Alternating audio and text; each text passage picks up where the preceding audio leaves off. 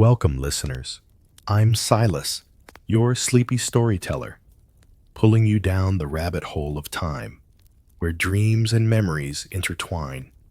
If you enjoy these videos, please tap the like button. It really helps. Also, don't forget to subscribe and turn on notifications so you can keep drifting along on your sleepy journey through history. And before we wander down the rabbit hole, share your city and time in the comments. I love imagining our journey threading through every ticking clock.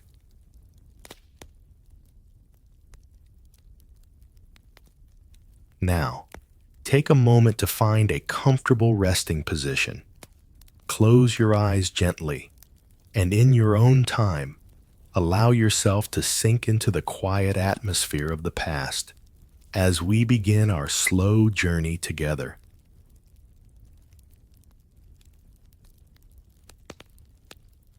I approach the Pripyat city sign just as the first weak rays of morning sunlight pierce the low-hanging clouds. In 1986, this sign was a beacon of Soviet progress, a bold, cheerful greeting to families moving into the city with hope for a bright future. Today, it feels almost ghostly, but in this moment, only hours after the evacuation, it still carries the faint energy of life that had only just fled. I can almost hear the echoes of children's laughter, the distant hum of cars along the quiet avenues, and the conversations of neighbors preparing for work or school, now abruptly cut short. The air is thick with the metallic tang of stress and the chemical remnants of fear. Even though people have just left, the traces of their presence linger like an invisible fog. School satchels are abandoned by the curb. Small shoes lie scattered as if the owners had just dashed to catch the evacuation buses. A bicycle leans precariously against a tree, one pedal dangling. I feel a pang of vertigo walking through this frozen cityscape, the sensation that I am intruding on an intimate moment suspended in time. The distant sound of a helicopter echoes faintly above, likely carrying the first responders and liquidators toward the plant. Smoke from Reactor 4 curls into the sky, a dark spiral against the soft morning haze. Even from here, the heat of the meltdown seems to radiate across the streets, invisible yet undeniable. Each breath carries the knowledge that this city, once a thriving symbol of Soviet efficiency and the promise of nuclear progress, is now silently toxic. Lenin Square unfolds before me, a stage frozen mid-motion. The fountains, once vibrant and proud, are still full but silent. The water barely ripples. Banners for May Day hang limp, flapping faintly in the gentle breeze, their slogans about workers' unity and socialist triumph eerily out of place in the absence of humans. I notice a scarf caught on a low branch, a newspaper pressed to the pavement by a lingering gust of wind, and scattered personal items, a purse tipped on its side, a lone hat, a child's backpack splayed open.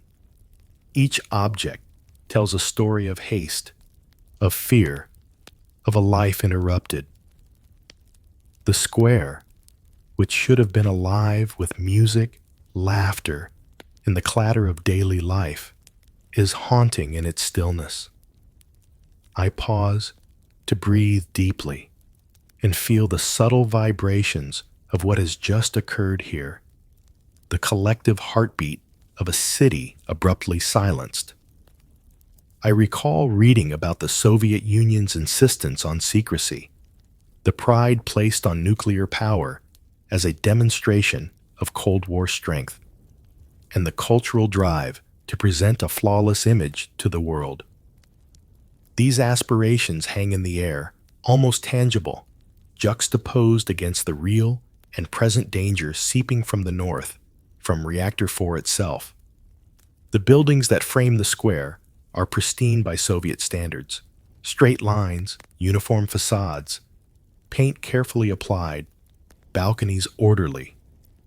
Yet now they feel hollow, as if the walls themselves are holding their breath. A faint, acrid smell, smoke, chemical residue, and perhaps the first trace of radioactive iodine drifts on the wind, curling in my nose and throat. I feel my skin prickle, not just from the air, but from the realization of human vulnerability. Every step here is a measured choice. Even a few moments too long in some areas could prove harmful. As I move closer to the center, I catch fragments of evidence of lives abandoned mid-motion. A half-eaten sandwich on a bench, a school notebook open with pencil marks frozen mid-word, a child's stuffed animal staring blankly from the pavement. I imagine the residents returning home from work or school, hearing the distant alarms, the orders to evacuate, the trucks lined up to whisk them away from their city within hours. There is tension in the air, a weight of panic just departed, leaving only echoes. The Cold War context is palpable. I can sense it in the careful symmetry of the architecture, the prideful lettering on the buildings, the messages of unity and industrial achievement, and in the knowledge that this city was a testament to Soviet progress. Here, the nuclear power plant represented both promise and peril, a demonstration of technical prowess and a deadly reminder of the consequences of human error under immense political pressure. I pause at a fountain, staring at the still water, imagining what it might look like when it is filled with the laughter of children or the celebrations of Soviet holidays. Instead, I am met with a reflection of smoke in the water, a grayish hue that mirrors the sky above.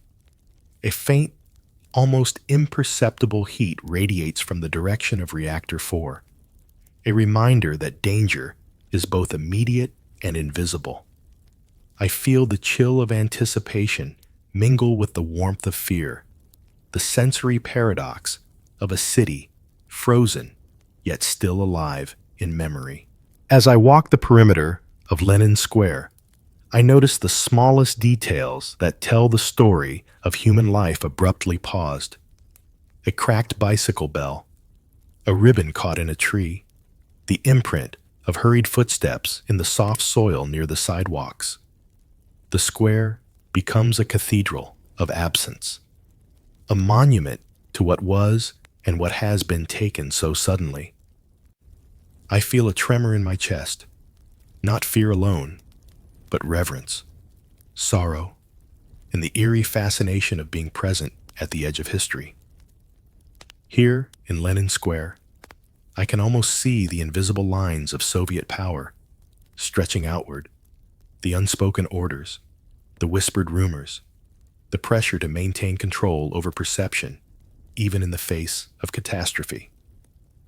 The square holds secrets, not just of those who fled, but of the regime that built it, the ideology that shaped it, and the fatal flaws in a system that could produce both triumph and disaster in the same breath. I take a final, slow turn around the square, letting my gaze drift upward to the facades and sky. The echo of a bird, the whisper of wind through half-abandoned branches, and the faint, unsettling hum of the unseen radiation form a symphony of tension. Every detail, the cracked pavement, the empty streets, the abandoned belongings, resonates with human presence that is gone but not forgotten. I feel the pulse of history here, a heartbeat suspended in the quiet, a moment both delicate and overwhelming. And as I step back from the square toward the next street, I carry with me the weight of a city frozen in the immediate aftermath of disaster. A city of hope interrupted, of lives rerouted, of the Cold War's invisible shadow lingering in every corner. The Pripyat city sign and Lenin Square are no longer symbols of ordinary life. They are monuments to the sudden fragility of human endeavor, to the imperceptible power of radiation, and to the haunting beauty of a world poised between life and irrevocable change. The streets lead me toward the Palace of Culture, energetic, its pale concrete walls catching the gray light of morning. Normally, this building is alive with music spilling into the square, with rehearsals, laughter, and the rhythm of children and teenagers practicing steps for dance or piano lessons. But now, the windows gape like hollow eyes, the doors stand ajar, and inside, every sound echoes with a strange, unnatural emptiness. I push the doors open, the hinges groaning under the weight of abandonment, and immediately feel the cold air rushing out, carrying the faint metallic tang of panic. Papers flutter in the corners, caught in drafts that seem to whisper through the halls. Music sheets lie scattered, some pressed against the floor, some still tucked awkwardly into instrument cases. One violin rests atop a chair, bow slightly askew, as if the player had been torn from mid-performance. Every step I take raises a chorus of faint creaks, wood stretching, tile scuffing, dust trembling under my boots. I move slowly, eyes scanning the room. Chairs are toppled, tables left with half-empty cups of tea, remnants of hurried meals frozen in place. Posters for dance classes and choral rehearsals cling to the walls, their corners curling from damp air, their colors muted by smoke and ash. I feel a prickle along my spine, not from the cold, but from the tension that hangs over everything. The same tension that gripped the people who ran from their homes, leaving lives mid-action, breaths half taken. Through the cracked windows, I see smoke curling from Reactor 4, a dark spiral against the pale sky. The smell of burning and ozone from the failing plant mixes with the musky scent of human presence, perfume, sweat, hastily discarded clothing.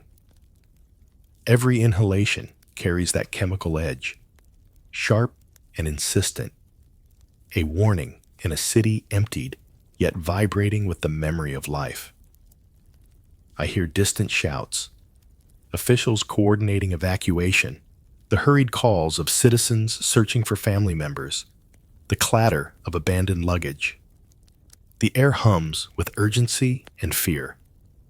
I move toward the auditorium, stepping over fallen chairs and scattered programs. The stage, once vibrant with performances, is now empty, except for a single music stand leaning at an odd angle.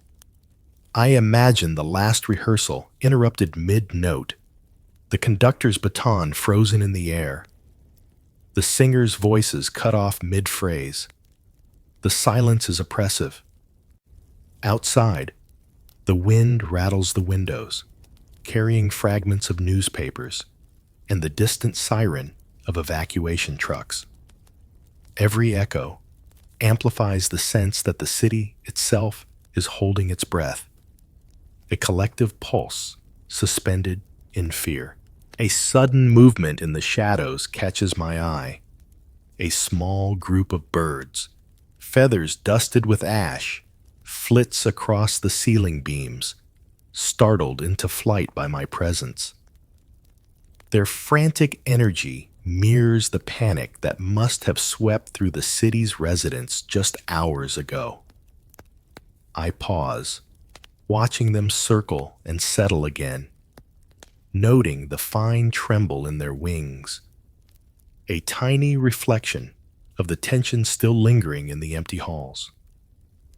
Exiting the Palace of Culture, I take the street toward the Policia Hotel.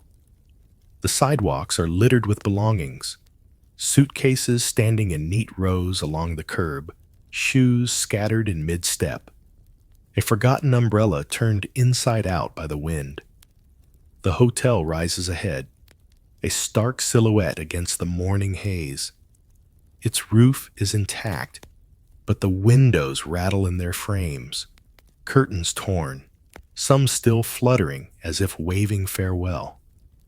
I enter the lobby, where the smell of disinfectant and polished wood still lingers faintly, overlaid with the acrid metallic tang of smoke from the reactor.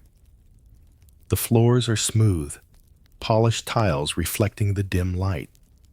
Tables hold plates with uneaten breakfast, tea steaming faintly in the chill, cups tipped over. Chairs are pushed back, as if their occupants had jumped to their feet suddenly, fleeing.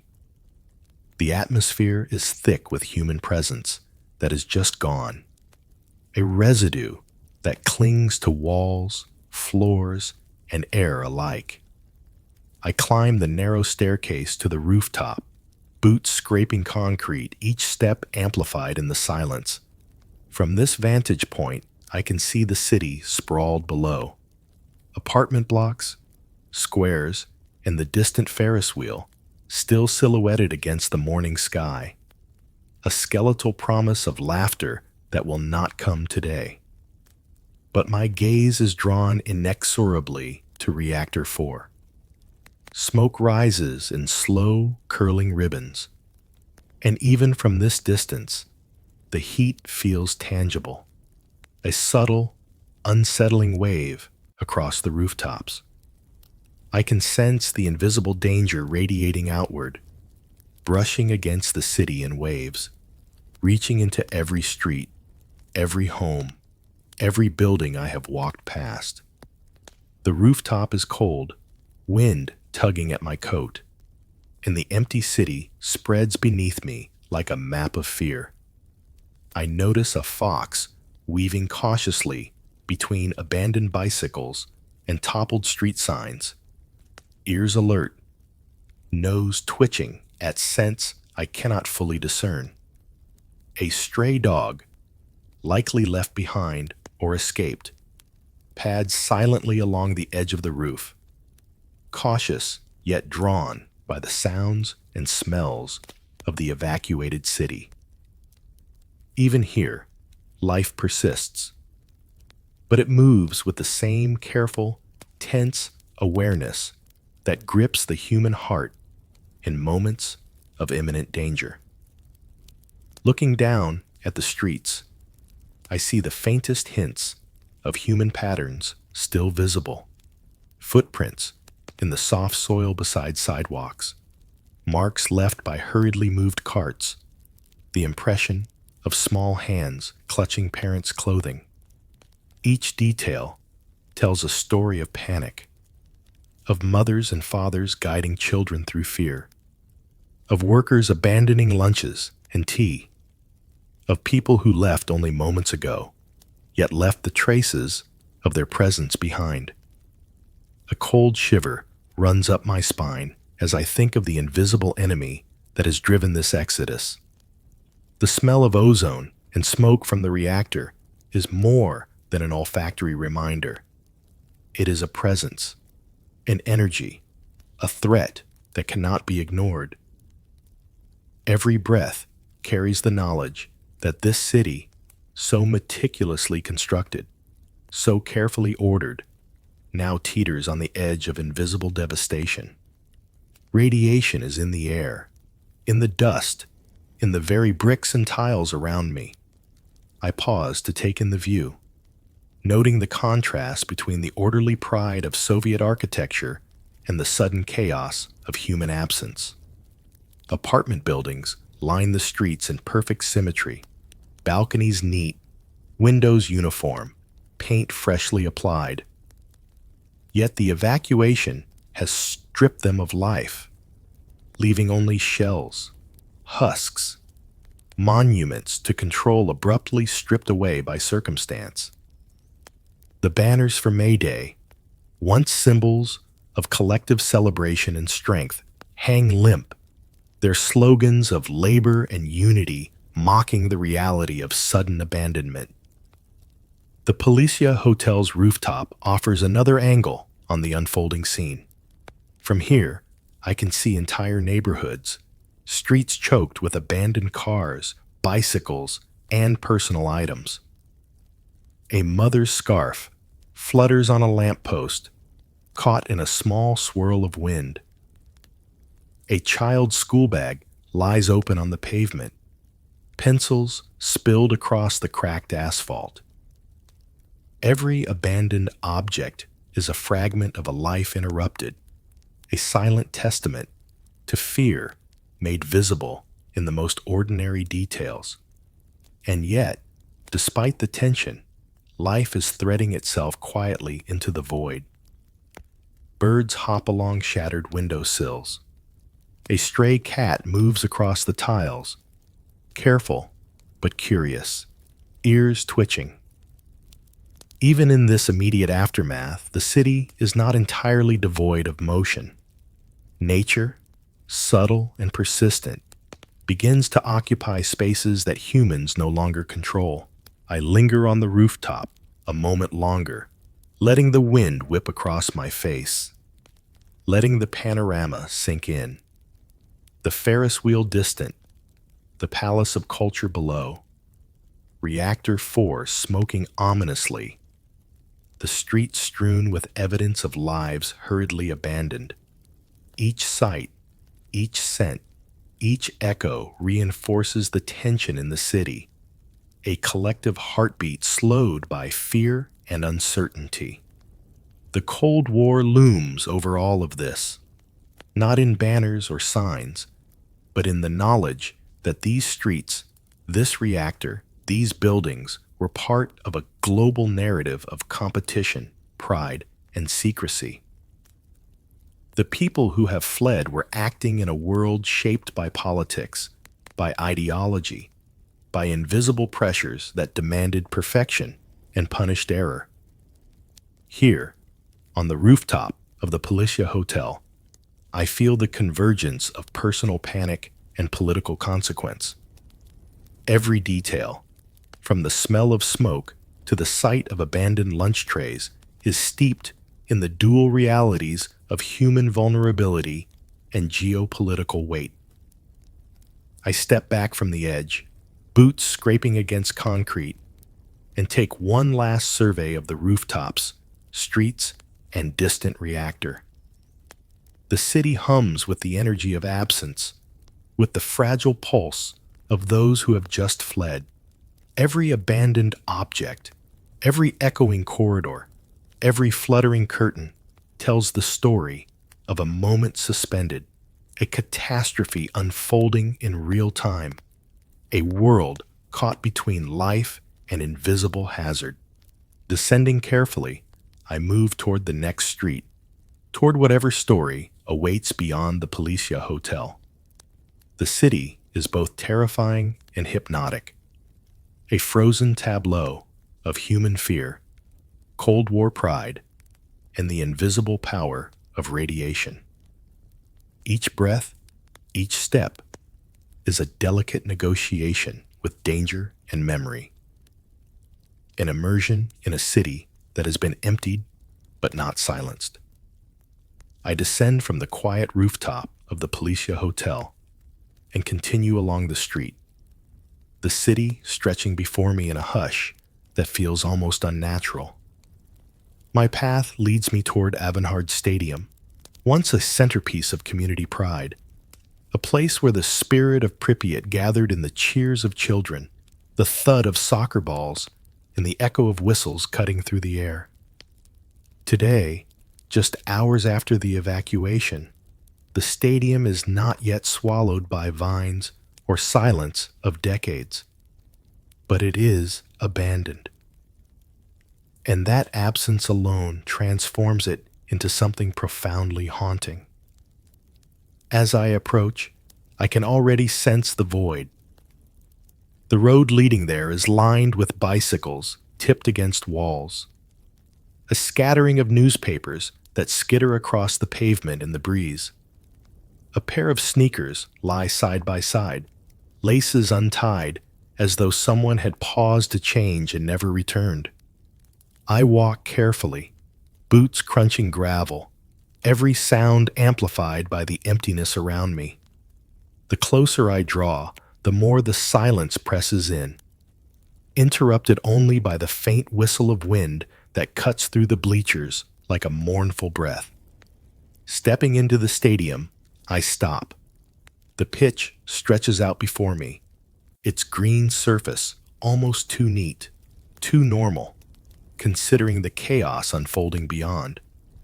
The goalposts stand tall, chalk lines freshly drawn, as though waiting for the weekend match that will never come.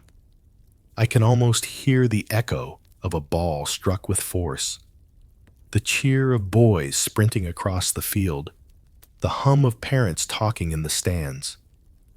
But there is nothing. Only the faint rustle of litter caught in the corners, programs left under benches, bottles abandoned mid-drink. The bleachers, usually alive with voices, are eerily empty. A jacket hangs limply over the railing, sleeves flapping weakly in the breeze, its owner perhaps ushered on to a bus only minutes before. Crushed cups and sunflower seed shells are scattered underfoot, reminders of lives lived in small rituals of leisure.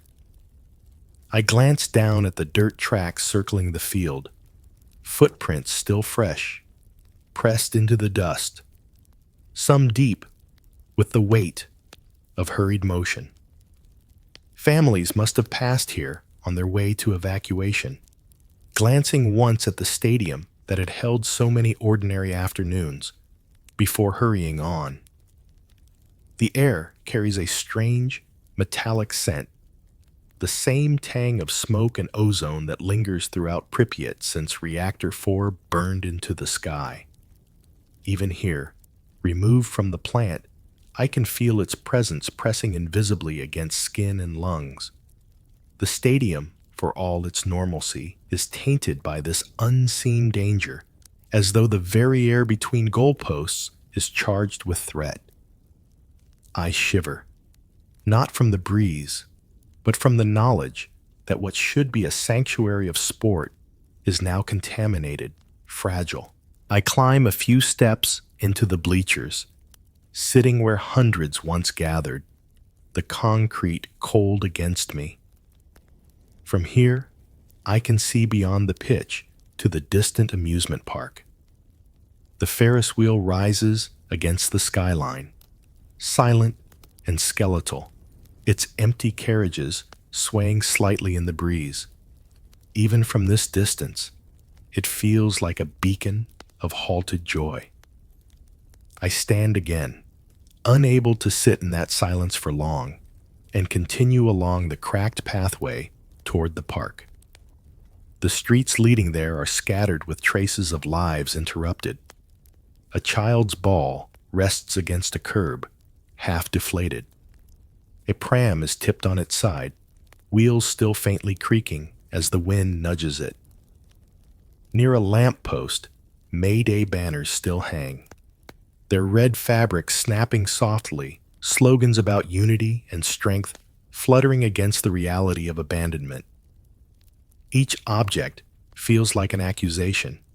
We were here, and we were forced to leave in haste. When I finally step into the amusement park, I stop once more, breath caught in my throat. The place was scheduled to open for May Day festivities, only days away, but it never saw celebration. Everything stands ready, yet unused. Rides primed for joy, but already resigned to emptiness. The Ferris wheel dominates the space, towering overhead with its bright yellow carriages.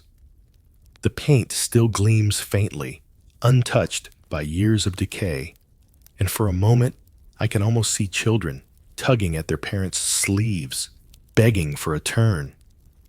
But the seats hang vacant, swaying gently in the wind, their silence louder than any laughter might have been. The structure groans softly, a sound like grief carried on steel beams. I walk closer, standing beneath its massive frame, and tilt my head back. The carriages circle above me like empty eyes, watching a city now emptied of its lifeblood. Dust motes shimmer in the shafts of morning light, drifting lazily across the spokes. I reach out, placing a hand on the cold, painted metal, and feel the chill of abandonment radiating through it. This was meant to be a monument of joy, but catastrophe has twisted it into something else entirely, a monument of what might have been. Beyond the Ferris wheel lie the bumper cars, neatly arranged in their arena. Their colors are still bold, reds, yellows, greens, but the air around them feels heavy, as though aware of the silence pressing in. I step between them, the rubber bumpers brushing against my legs, and run my fingers over a steering wheel. Dust clings to my fingertips. A candy wrapper lies on one seat, its bright foil a final splash of normal life against the gloom. I can almost hear the clang of collisions, the shouts of children daring each other to go faster. Instead, my footsteps echo dully, bouncing back against the metal canopy above. The entire park feels suspended, caught in a liminal space between expectation and loss. The rides are prepared, but never touched, their purpose unfulfilled, their laughter stolen before it could begin. It is a stillbirth of joy, a cruel reminder that disaster does not wait for celebrations. Everywhere, the traces of panic and haste remain. A bicycle leans against the Ferris wheel's support beam, its chain still slick with oil. A scarf lies tangled in the bumper car rails. In the corner, a half-finished sign advertising Opening Day May 1st hangs crookedly, letters bold against the silence. Each fragment is a testament to the abruptness with which life was interrupted, how suddenly an ordinary morning became an exodus. And beneath it all lingers the same invisible truth, the radiation. It is not seen, not smelled in its fullness, but felt, a pressure in the chest, a prickling on the skin, the knowledge that the air itself is laced with danger. Every moment here is heavy, as though time itself resists movement, as though the city whispers, "You should not be here." I stand in the center of the amusement park, surrounded by rides frozen in anticipation, and let the silence sink into me. The laughter that should have filled these spaces is absent, but I can imagine it vividly. The squeal of a child on their first Ferris wheel ride, the crash of bumper cars, the chatter of families gathered for a holiday. All of it is present in memory, yet utterly absent in sound. Pripyat is a city caught mid-breath, a place where lives were paused without warning, where joy was arrested before it could bloom. And here, in the stadium and amusement park, that truth feels most profound. These were the heartbeats of community, the places where people came not just to live, but to celebrate life itself. Now they are hushed, heavy with absence, weighted with what will never return. I take one last slow walk past the Ferris wheel, past the bumper cars, past the painted fences that never welcomed a crowd. My footsteps echo where once laughter rang. My breath feels too loud, too human, in a space emptied of humanity. And with every step, I feel the presence of those who left, an entire city's worth of voices fading into silence, leaving behind echoes that will linger far longer than any of us could have imagined. The street narrows as I move away from the amusement park, the shrieks of twisted steel rides fading into silence. The farther I go, the heavier the quiet becomes, pressing down like a weight. Buildings under the strain of abandonment, their facades cracked, their windows blind with dust. The earth is already reaching up through fissures in the pavement, grass pushing through concrete, saplings bending out of shattered doorways. Ahead, the hulking frame of middle school number 3 looms, its brick walls blotched with damp, its windows gaping. The main entrance gapes wider still, doors long gone, as though the building itself exhaled in exhaustion and never drew breath again. I step inside, boots grinding glass into dust. The temperature drops, the air stale and sharp with mildew. My flashlight beam lances down the hallway, illuminating cheerful murals of wide-eyed children painted on the walls. The paint has cracked and curled with age, warping smiles into grimaces.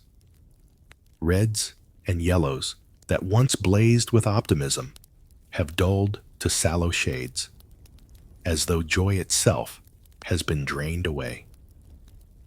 The first classroom is a vision of absence. Desks lie scattered, some overturned, some standing stiffly in rows as if awaiting students who will never return. Pages of notebooks curl on the floor like brittle leaves, caught mid-sentence in arithmetic and poetry. I lift one, and it crumbles to powder between my fingers. But it is what waits in the corner that stills me. A heap of children's gas masks lies piled carelessly on a bench. Small rubber forms, each with round glass eyes, staring outward in blind confusion. Their straps hang loose, stiffened with time. They look less like protection and more like the discarded shells of something fragile, something broken. I crouch beside them, my flashlight catching the reflection in their lenses. The light twists my own face into a warped ghost, staring back at me with hollow eyes.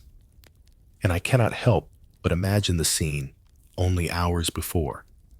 The hurried teachers shoving these masks into small, trembling hands.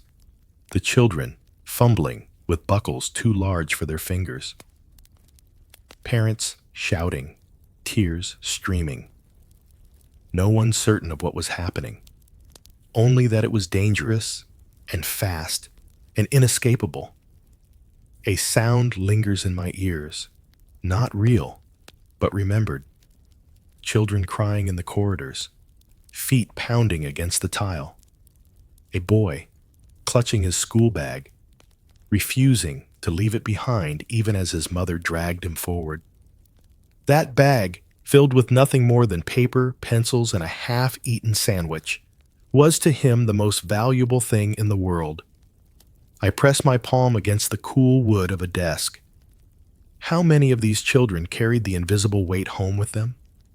How many would one day succumb, quietly, years later, their childhood stolen by an enemy they could not see? I move on, deeper into the building. The gymnasium looms vast and hollow, the ceiling beams dripping shadows. A basketball rests in one corner, its leather cracked, its air long since gone. The climbing rope dangles from above, swaying faintly as if stirred by the ghost of a child halfway through a climb. For an instant, I hear phantom echoes, the squeak of sneakers, the shrill of a whistle, the roar of applause at a school match. Then silence swallows them again. In the science lab, broken glass glitters like frost across the floor. A chalkboard still bears the faint white outline of an unfinished equation, a problem forever unsolved. Beneath one desk rests another child's gas mask, hidden away as though the small hands that placed it there believed that if they hid the mask, the terror itself might vanish. The walls of the school feel as though they mourn. Every creak and sigh of the old building carries grief. I leave it with leaden steps, carrying the weight of its silence with me. Outside, daylight slaps my eyes, startling in its brightness. I breathe deeply, damp air filling my chest, though it brings no comfort. Only a street away lies another relic of normal life, the azure swimming pool. Its low, rectangular building sits heavy against the skyline, glassless windows staring black into the trees. Ivy coils around the concrete walls, nature's grip tightening. From a distance, it looks like a tomb, not a place of laughter. Inside, the smell of wet tile and concrete overwhelms. My steps echo down narrow corridors until the space opens wide and the pool yawns before me. Its basin is dry now, tiles cracked and stained, rust streaks trail down the ladders. The painted depth markers along the side are faded almost beyond recognition. I stop at the edge. The silence here is immense, yet the air seems crowded with memory. I can almost see it as it was. Children diving from the platforms, water exploding in laughter and spray. A lifeguard's whistle piercing the din. Parents sitting on benches, fanning themselves in the heavy summer heat. But then another memory presses in. The pool, not as a playground, but as a resting place for men sent to fight an invisible enemy. Liquidators, stripped from their radiation suits, their boots lined along the tile, their skin raw and blistered. They sat here, young and weary, silent except for ragged breathing. Their eyes, far older than their years, stared into nothing. This pool had seen the laughter of children, then the hollow exhaustion of men walking willingly into death. I trail my fingers along the edge of the pool, damp, slick tile. On the far wall, a poster still clings. Safety first. The slogan now feels cruel, a promise no one could keep. I climb the diving platform. From above, the empty pool looks bottomless, a pit carved into memory itself. I imagine the children leaping fearlessly, arms spread, then the liquidators hunched here, coughing, staring, their courage silent but absolute. The contrast splits me.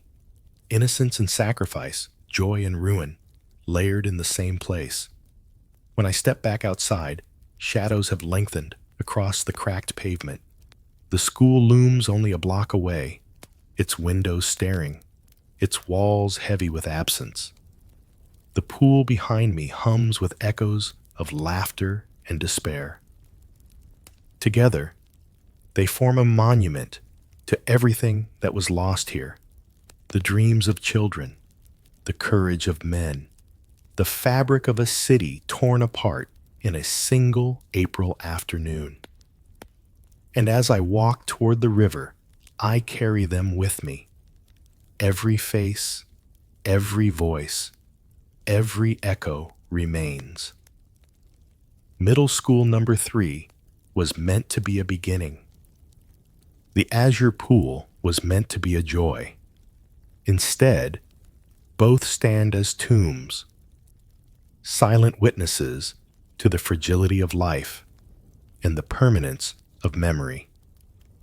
Leaving the azure swimming pool behind, I follow a cracked path that slopes toward the river. The air grows damp, thick with moss, mud, and algae. The silence is heavier here, not the echoing stillness of classrooms or the hollow reverberation of gymnasiums, but a layered quiet broken only by the faint lap of water against stone. Ahead, the Pripyat River shimmers faintly beneath the overcast sky, its current slow, almost drowsy, carrying silt and secrets. Once, this river had been a lifeline, its ferries bringing workers to the plant, its waters feeding the city's spirit of leisure and livelihood. Now, it feels like an accomplice to tragedy. The port reveals itself in pieces.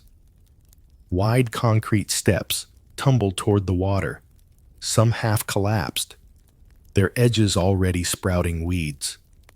The docks jut unevenly into the current, wood swollen from damp and split by neglect. A few small boats bob lazily in the shallows, their ropes knotted and slick, still tethered though their passengers are long gone. One lies half submerged, groaning with each small wave. The place feels deserted, yet crowded with absence. Boot prints remain in the dirt along the bank, hasty, confused, overlapping in every direction. I picture families standing here only hours ago, clutching whatever they could grab when the evacuation order came. The shape of it is still fresh. Mothers pressing their children close, fathers with bags bulging from rushed decisions, elderly hands shaking as they gripped railings and ropes. The riverbank itself feels bruised by their panic. I step onto the dock, and the wood creaks beneath me. The smell rises sharp. Wet timber, river rot, and faintly, a metallic tang carried on the wind. I peer into the water, murky and rippling, green where algae blooms near the steps. The surface reflects me in fractured pieces, as if the river refuses to return a whole image. My boots leave prints on the damp boards, new marks atop the fading tracks of those who fled. A doll lies near one of the mooring posts, its dress stained and its face half worn away. Its small arm is stretched outward, reaching as if to follow the child torn from it. The sight locks in my chest. For all the machinery, all the politics, all the science gone wrong, it is these fragments of childhood that tell the truest story. I linger, listening. The boats are still. The families are gone.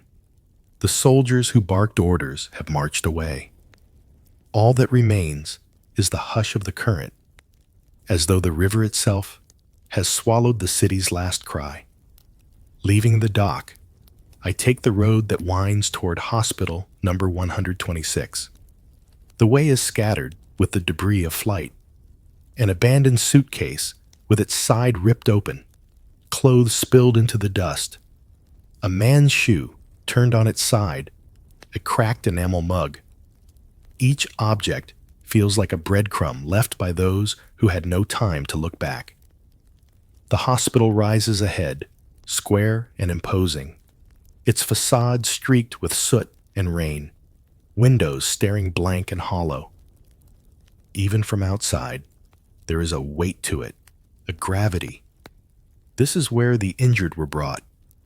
Firefighters, plant workers, men who had walked into the fire without understanding what they carried back on their bodies. I push open the doors, their hinges shrieking. The air inside is colder, clotted with the scents of iodine, damp concrete, and something harsher beneath, as though the walls themselves had absorbed grief. The entrance hall is littered with toppled chairs and gurneys pushed haphazardly against walls. A trail of gauze strips winds along the floor like a bleached snake. I walk slowly down the corridor. My boots echo against the tiles, each step intruding on the silence. The walls bear posters about hygiene and vaccination. Bright colors turned grotesque in the half-light. The paint is cracked where heat and humidity gnawed at it. In one ward, beds line the walls, some sheets still rumpled, others bare, mattresses stained in places where bodies once lay. 4. Stands lean at crooked angles, their hooks empty. A pair of rubber gloves rests on the floor, one finger torn, stiff with dried fluid. I pause at a gurney still smeared faintly with blood, a stain long dried but stubborn against the metal. I picture the weight it once carried, the bodies of men pulled from the reactor site, skin seared, eyes clouded with agony. They had been brought here in desperation, their suffering so immediate it filled the air like smoke. The sounds still cling to the walls, even now. Groans of men, too weak to speak. The bark of doctors demanding bandages, saline, iodine. The shuffle of nurses rushing between wards, their shoes squeaking against the tile. Somewhere, the soft sob of a woman who realized the truth long before the doctors could admit it. These men were already doomed. I step deeper. One room bears a chaos frozen in place. Cabinets left open, gauze and syringes scattered across the floor. A cracked glass bottle lies on its side, its label worn to illegibility. A child's toy sits on the windowsill. A small car, bright red under the dust. Its presence here feels unbearable, out of place, as though innocence itself stumbled into the wrong story and was left behind. The farther I go, the heavier the silence becomes. It is not empty, it is saturated. The hospital holds on to what it has seen, unwilling or unable to release it. The grief clings to every tile, every curtain, every rusted frame. At the end of one corridor, I find the ward where the first responders must have lain. The walls are streaked where paint bubbled and peeled, as if even the surfaces recoiled from what they had witnessed. The air feels sharper here, the chill deeper. I can almost see them. The men who fought the fire on the roof of reactor number 4, who shoveled burning graphite with their bare hands, who climbed ladders into invisible death. Their bodies must have filled these beds, their pain so fierce it shook the room. Nurses would have poured water past lips too cracked to swallow, not knowing that every drop carried more poison. Doctors must have stood helpless, watching young men collapse into husks before their eyes. Sacrifice was made here. Sacrifice beyond comprehension. And the walls, the beds, the floors, they keep it still. I climb the stairwell, the railing cold and rough in my palm. The upper floors gape open, windows shattered to let in vines and wind. Birds nest in corners, feathers scattered on the floors where patients once lay. Nature has begun to claim even this place. Threads of green weaving through the ruin, softening the jagged edges of grief. But nature does not erase. It overlays. The ghosts remain. When I finally step back outside, the light has shifted. The sun hangs low, its glow diffused by haze, painting the hospital in somber hues. The river glints faintly behind me, its current unbroken. The port and the hospital two stages of the same catastrophe. One carried families away, their lives uprooted, scattered downriver like ash on water. The other carried the broken bodies of those who stayed behind, who fought the flames and bore the cost of their courage. Together they tell the story of a city torn in two. Those who fled and those who burned.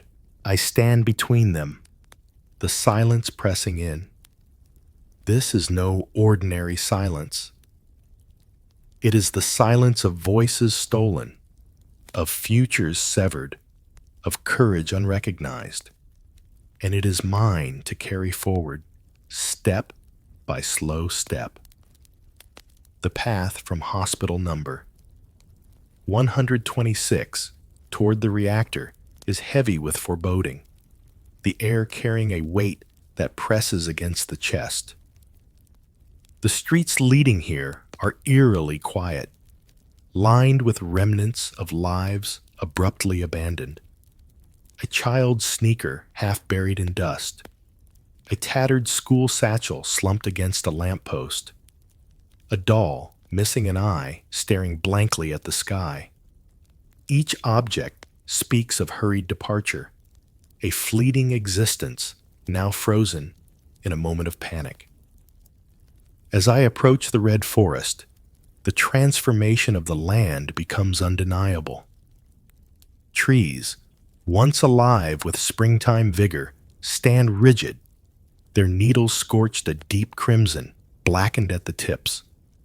The soil underfoot is uneven, mottled with ash, fallen branches, and charred remnants of underbrush. Radiation lingers here invisibly, a silent predator. Every step I take feels like intrusion into a graveyard, a forest claimed not by time, but by catastrophe. My eyes catch a movement in the shadows. I approach slowly, heart tightening. There, sprawled across the scorched earth, lies a massive buck, its antlers splayed unnaturally, one leg twisted beneath its body.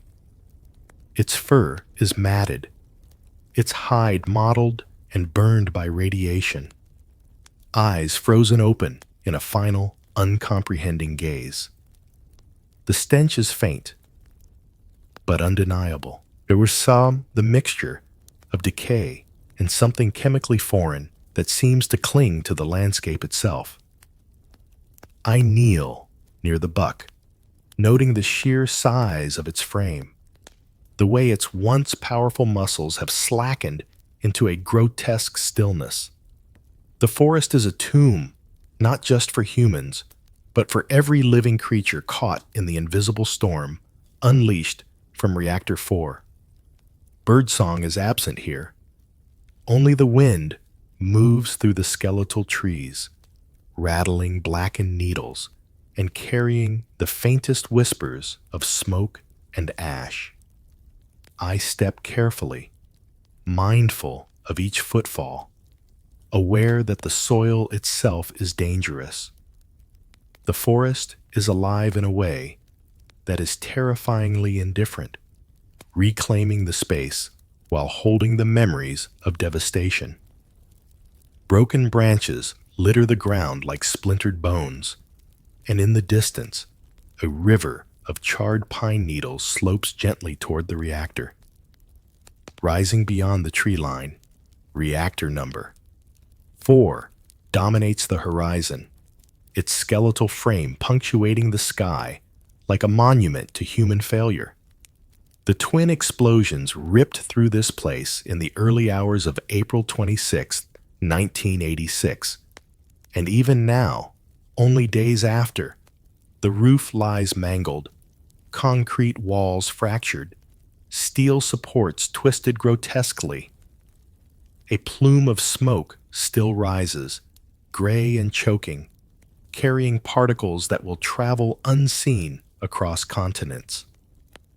The fire, fed by the exposed graphite, rages with a stubborn persistence. a reminder that this disaster is far from tamed. The smell is relentless. Burning graphite, molten metal, and a metallic tang that coats the tongue. I cough, shielding my eyes from the drifting ash. Even from a distance, I can feel the heat of the fire, the subtle pull of the radioactive air that has already claimed lives and will claim more. This place is alive with the echoes of those who fought here, unaware of the invisible killer stalking their cells. I think of the catastrophe that brought the world here. The disaster was not simply a failure of engineering. It was the product of human error compounded by flawed design. The operators had been conducting a safety test meant to simulate a power outage, a routine measure, but critical safety systems were disabled. Warnings were ignored, and the positive void coefficient of the RBMK reactor meant that under low power, it could surge uncontrollably. The rods, intended to absorb neutrons, were withdrawn in an attempt to stabilize the reactor, only to unleash a violent, unstoppable reaction. At 1:23 a.m., the reactor surged beyond control. Steam explosions tore through the core, ripping the lid from its housing, scattering graphite blocks, molten uranium, and burning debris into the night. The second explosion followed, more violent and indiscriminate, sending a deadly cloud skyward. The firefighters and plant workers who arrived to contain the inferno faced death at every turn. Many would die within days. Others would carry invisible scars that would haunt them for the rest of their lives. As I move closer to the reactor, the full horror of the disaster comes into focus. Twisted steel juts from fractured concrete, molten metal pools in irregular shapes across the ground. Each fragment, each shard, is a remnant of both human ambition and catastrophic miscalculation. The very earth here seems to sigh under the weight of its own contamination. Every breath feels heavy, every step a reminder of the lives lost and the futures altered. Yet, even amid the destruction, the human story persists. I think of the families, parents clutching children as they fled, little ones gasping in fear, clinging to toys and blankets snatched in the chaos. Classrooms abandoned mid-lesson, gas masks scattered across desks, lunchboxes left to rot. These children, these innocents, will live with consequences far beyond their understanding. And I think of the workers, the men who ran toward flames no sane person would face. Their courage was instinctive, pure, and catastrophic in its consequence. They did not falter, and for that, they paid with lives extinguished before their time. The Red Forest and Reactor 4 together embody two sides of the same truth. Nature and humanity alike have been scarred. The forest is a grave, silent but unyielding. The reactor is a wound, jagged and oozing smoke. Both tell the story of hubris, of failure, and of the fragile line between life and catastrophe. I walk slowly along the perimeter, each step deliberate, noting the way the wind carries ash into my hair, the way the smoke blurs the horizon. My boots crunch against soil that seems almost unnatural in its texture, carrying fragments of fire, chemical residue, and despair. I pass more signs of wildlife lost, scattered bones, a bird frozen mid-flight among the branches, a squirrel clinging to its final perch. Every life here, however small, reminds me that no being, human or animal, was spared the consequences. The reactor continues to dominate the sky, a stark reminder that progress without caution can be lethal. I feel the weight of those who perished here pressing against me, the engineers, the operators, the firefighters, the families uprooted, the children displaced. Every inhale carries the memory of their fear, their courage, and their confusion. Every step forward is a silent acknowledgement of their sacrifice. Finally, I pause at the edge of the red forest, looking back over the scorched trees and the twisted landscape. The sun hangs low, casting long shadows over the devastation, highlighting the unnatural crimson of the needles. The forest is quiet, yet every sound, the whistle of the wind, the crackle of distant fires, the occasional caw of a lone crow, is amplified, a reminder of the fragility of life and the persistence of memory. Reactor 4 looms ahead, smoke curling from its exposed core, a stark monument to human error and the consequences of ambition unchecked. The forest, the river, the abandoned city, they are all pieces of the same story, bound by tragedy, loss, and the fragile persistence of hope. I take a deep breath, the air heavy with ash and chemical tang, and let the enormity of it settle. This place is a wound upon the earth, a scar on the human spirit. Yet, in its silence and destruction, it tells a story that cannot be ignored. It reminds me that memory is not just about witnessing loss. It is about carrying forward the stories of those who endured, even when endurance meant walking through fire, smoke, and radiation. And so I step carefully away from the red forest, my gaze lingering on the reactor one last time. Its smoke rises into the sky like a warning and a lament. I know the land will continue to bear these scars, just as the people will carry theirs. And in that truth, I find a solemn connection, not just to the catastrophe itself, but to the lives, the courage, and the fragility that defined it.